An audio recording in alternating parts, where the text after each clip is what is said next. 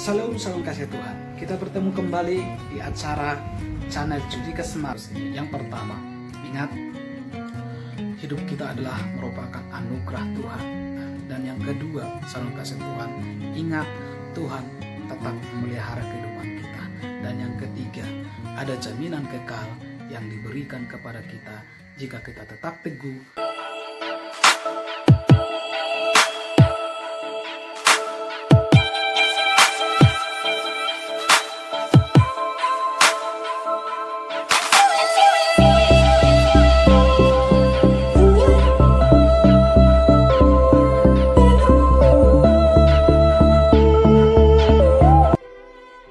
Hari ini kita akan belajar dengan firman Tuhan yang terambil dalam 2 Korintus pasal 4 ayat yang ke-16 sampai ayat yang ke-18.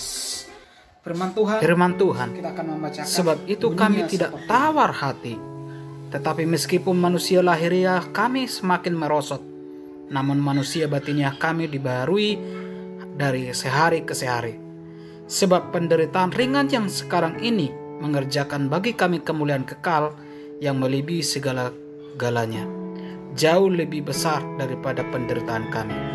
Sebab kami tidak memperhatikan yang kelihatan, melainkan yang tak kelihatan, karena yang kelihatan adalah sementara, sedangkan yang tak kelihatan adalah kekal.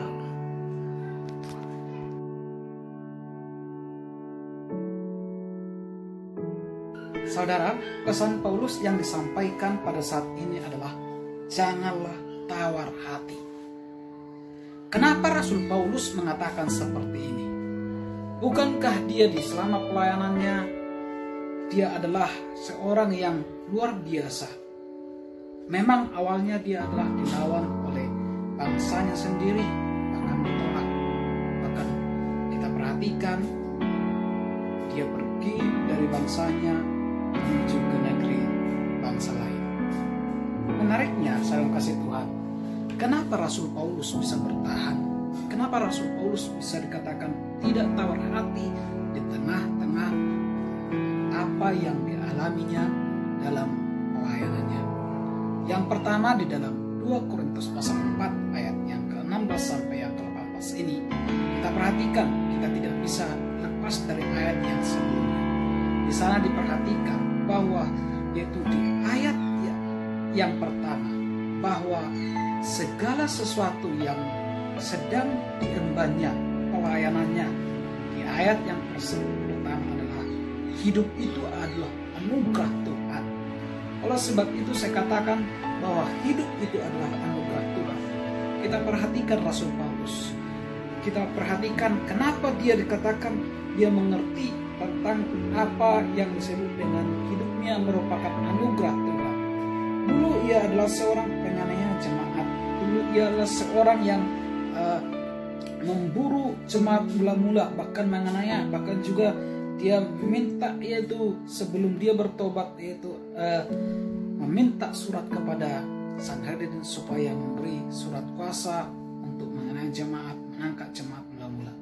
Tetapi kita perhatikan setelah dia bertobat, ternyata salam kasih Tuhan, kita perhatikan apa yang dikerjakan oleh Rasul Paulus, yaitu dalam pekerjaannya itu Tuhan bukan menghukum dia. Ketika dia dikatakan ditangkap oleh Tuhan, Tuhan tidak menghukum dia, malah dengan kita perhatikan dia diterima oleh Tuhan, bahkan dipakai oleh Tuhan sesuai dengan rencana Tuhan, kemurahan Tuhan.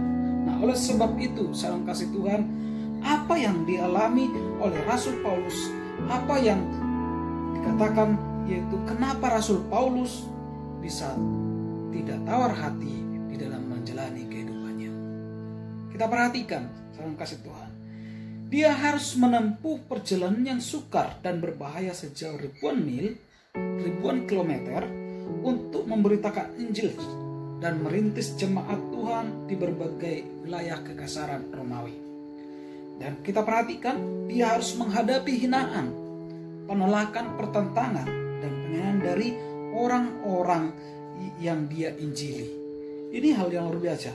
Dan dia harus menghadapi berbagai fitnah dan serangan dari saudara-saudara palsu yang ingin menjatuhkannya. Ditambah, salam kasih Tuhan, dalam pelayanannya itu dia tertolak, dihina, bahkan pernah mengalami kapalnya keram, bahkan mengalami dikatakan di penjara, bahkan dia mengalami yang disebut dengan namanya yaitu penolakan, bahkan dirajam pernah. Saudara kasih Tuhan, mau saya sampaikan hari ini, Rasul Paulus yang begitu gigihnya tetap dikatakan yaitu tidak tawar hati atau dikatakan menjadi patah hati adalah hal yang luar biasa, karena Tuhan sudah memberikan anugerah. Saudara kasih Tuhan, hidup kita sekalipun di tengah pandemi ini merupakan anugerah Tuhan yang Tuhan berikan kepada kita. Mungkin kehidupan kita tidak seperti yang dialami oleh Rasul Paulus, tetapi masih mau katakan pada saat ini saudara kasih Tuhan, Paulus yang begitu bergiat, yang begitu luar biasa, katakan bahwa dia mengalami kemurahan Tuhan dan anugerah Tuhan di sepanjang hidupnya setelah dia bertobat. Saya mau jelaskan saudara kasih Tuhan bahwa hidup kita sebagai orang percaya di tengah-tengah pandemi ini, saya yakin dan percaya kita tidak lepas dari anugerah Tuhan. Oleh sebab itu, kalau kita sadar bahwa hidup kita di tengah-tengah pandemi ini merupakan anugerah Tuhan, bahkan juga kesempatan yang Tuhan berikan kepada kita, karena kita tahu di dunia ini adalah mampir ngombe kalau istilah bahasa Jawa. Oleh sebab itu, apa yang harus kita lakukan di dalam yaitu kesempatan yang Tuhan dalam kehidupan kita. Oleh sebab itu yang harus kita lakukan adalah ingat bahwa hidup kita itu adalah anugerah Tuhan, bukan karena kemampuan, bukan karena kebanggaan atau kekuatan kita, tetapi semuanya karena anugerah Tuhan. Saya mau jelaskan kenapa semua merupakan anugerah Tuhan. Kita hidup sampai sekarang adalah di bawah kendali Tuhan. Jadi marilah tetap bersyukur, marilah tetap kita jangan menjadi putus asa atau tawar hati di tengah-tengah pandemi ini. Apapun yang kita alami, apapun kendalanya, mari tetap bahkan yaitu kita tetap yaitu tidak tawar hati. Karena apa? Hidupmu, hidupku, hidup kita semua adalah anugerah daripada Tuhan. Yang kedua, dari 2 Korintus pasal yang ke-4 ayat yang ke-16 sampai 18 ini saya mau jelaskan. Di ayat yang ke-16 ini, Rasul Paulus tidak tawar hati, bahkan katakan karena dia tahu bahwa yaitu Tuhan tidak pernah, yang kedua ini adalah Tuhan tidak pernah lepas dari pemeliharannya atas hidup daripada Rasul Paulus. Jadi saya simpulkan saudara kasih Tuhan, sekalipun di tengah pandemi ini, sekalipun kita di tengah-tengah mengalami namanya penderitaan atau dikatakan yaitu tantangan yang luar biasa di akhir ini, mungkin sesuatu yang kita sedang kerjakan tidak diberkati Tuhan, atau kita sedang mengalami kemerosotan, dikatakan yaitu usaha kita, pertanian kita, atau apapun yang kerjakan. Mungkin sebagai pegawai negeri, pegawai swasta, kita dirumahkan, bahkan mungkin tidak ada pemasukan sama sekali. Ingat, Tuhan masih memelihara hidup kita. Saudara yang kasih Tuhan, dari teks ini kita perhatikan hal yang luar biasa dan dahsyat, bahwa Tuhan adalah pasti memelihara kehidupan kita.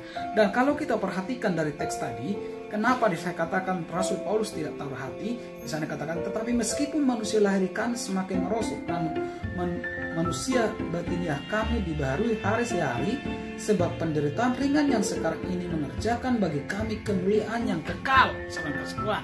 Nah, saya belum membahas tentang nantinya yang poin ketiga, tapi yang poin kedua ini saya mau katakan, Rasul Paulus mengatakan seperti itu karena dia tahu Tuhan memelihara, Tuhan yang berdaulat atas hidupnya. Kalau kita perhatikan, yaitu kepada bangsa Israel di zaman Yosua, apa yang Tuhan katakan kepada Pak Yosua? Janganlah tawar hati. Kenapa? Dengan kalau kita patah semangat, kalau kita tidak memiliki gairah hidup saudara kasih Tuhan, apa yang terjadi? Kita akan sakit, bahkan terjadi sesuatu yang tidak kita akan harapkan dalam kehidupan kita. Dan kalau kita perhatikan, janganlah takut, janganlah tawar hati. Di dalam Yosua pasal 1 ayat 9 dijelaskan bahwa janganlah tawar hati, teguhkanlah dan kuatkanlah hatimu. Kenapa Tuhan mengatakan seperti itu? Karena kalau kita sudah tawar hati, kalau kita sudah kehilangan semangat, semua yang kita akan harapkan, pikirkan, rencanakan tidak akan tercapai. Hidup kita ini akan sia-sia. Karena apa? Karena kita lebih memikirkan tentang ketakutan-ketakutan di masa ini, yang itu yang paling banyak kita yaitu pikirkan. Kalau yang saya katakan bahwa kemurahan itu dalam Amsal, kita akan belajar dari Amsal 24 ayat 10 dikatakan seperti ini. Jika engkau tawar hati pada masa kesesakan, kecillah kekuatanmu. Jelas saran kasih Tuhan. Jika kita tawar hati pada masa kesesakan, yaitu kecillah kekuatan kita, semakin lemah, ya, lemah kekuatan kehidupan kita. Oleh sebab itu, saran kasih Tuhan, bapak-bapak beriman, bapak-bapak orang percaya, bahkan juga rasul-rasul mengalami namanya penderitaan dan penganiayaan. Justru di tengah-tengah penganiayaan itu, justru di tengah-tengah penderitaan itu, Tuhan mau angkat kehidupan kita menjadi lebih tinggi atau lebih dikatakan untuk mengerjakan sesuatu yang lebih besar di masa yang mendatang. Nah, oleh sebab itu, kenapa kita harus tawar hati? Karena Tuhan menjamin kehidupan kita. Ada jaminan firman Tuhan yang menyatakan bahwa setiap orang yang percaya kepadanya tidak akan dikatakan binasa. Setiap orang yang dikatakan percaya kepadanya, Tuhan memberikan rancangan yang terbaik. Di dalam Tuhan ada masa depan. Dan juga kita perhatikan bahwa Tuhan pernah berkata di dalam firman-Nya dalam Petrus, di surat Rasul Petrus dikatakan bahwa Tuhan pasti itu menepati janjinya. Ia tidak lalai dalam menepati janjinya. Jadi salam kasih Tuhan, di dalam amanat agung berkata, jika kita dikatakan melakukan perintah Tuhan, yaitu amanat Tuhan itu, di dalam kehidupan kita tetap dikatakan tidak tawar hati, tidak goyah iman kita, teguh di dalam Tuhan. Di dalam sana katakan Tuhan akan menyertai, bahkan memberkati. Oleh sebab itu Matius berkata, marilah kepadaku setiap yang letih, lesu, dan berbeban berat. Kenapa Tuhan berkata seperti itu? Tuhan pasti memelihara setiap orang yang berharap kepadanya. Marilah kita menyadari bahwa ada, yaitu yang memelihara kehidupan kita. Sekalipun gelombang-gelombang kehidupan, kerikil-kerikil kehidupan kita alami, yakinkan hidup kita tetap percaya kepada Tuhan. Dan yang ketiga, saudara kasih Tuhan, di ayat yang ke-17 sampai yang ke-18 disebutkan di sana bahwa sebab penderitaan ringan yang sekarang ini dikatakan di sana mengerjakan bagi kami kemuliaan kekal yang melebihi segalanya, jauh lebih besar daripada penderitaan kami, sebab kami tidak memperhatikan yang kelihatan, melainkan yaitu apa yang tak kelihatan. Karena yang kelihatan itu sifatnya sementara, sedangkan yang tak kelihatan itu adalah kekal. Dan yang ketiga yang harus kita perhatikan adalah jaminan kehidupan kekal. Oleh sebab itu Rasul Paulus tidak tawar hati, karena dia tahu ada jaminan hidupnya. Karena dia tahu lebih baik dia menderita di dunia ini, lebih baik dia mengalami yaitu penderitaan. Karena kita tahu, karena Rasul Paulus tahu ada kemuliaan kekal akan mengikuti dia. Ada jaminan kehidupan kekal. Setelah kehidupan di dunia ini, ada kehidupan nantinya bagi orang yang percaya kepadanya. Oleh sebab itu, saya simpulkan pada saat malam hari ini bahwa kita perhatikan Paulus mengatakan kepada kita 3 hal melalui suratan Rasul Paulus kepada jemaat di Korintus ini. Yang pertama, ingat, hidup kita adalah merupakan anugerah Tuhan yang tidak boleh kita yaitu sia-siakan hidup ini. Kita tetap bersyukur kepada Tuhan dan tetap mensyukuri apapun keadaan kita. Dan yang kedua, saudara kasih Tuhan, ingat Tuhan tetap memelihara kehidupan kita. Dan yang ketiga, ada jaminan kekal yang diberikan kepada kita jika kita tetap teguh dan berpengharapan dalam Tuhan. Tuhan Yesus memberkati. Saudara, jangan lupa like, komen, dan tonton terus videonya. Ikuti terus dan subscribe jika berkenan share videonya. Ingat, like dan subscribe, gratis.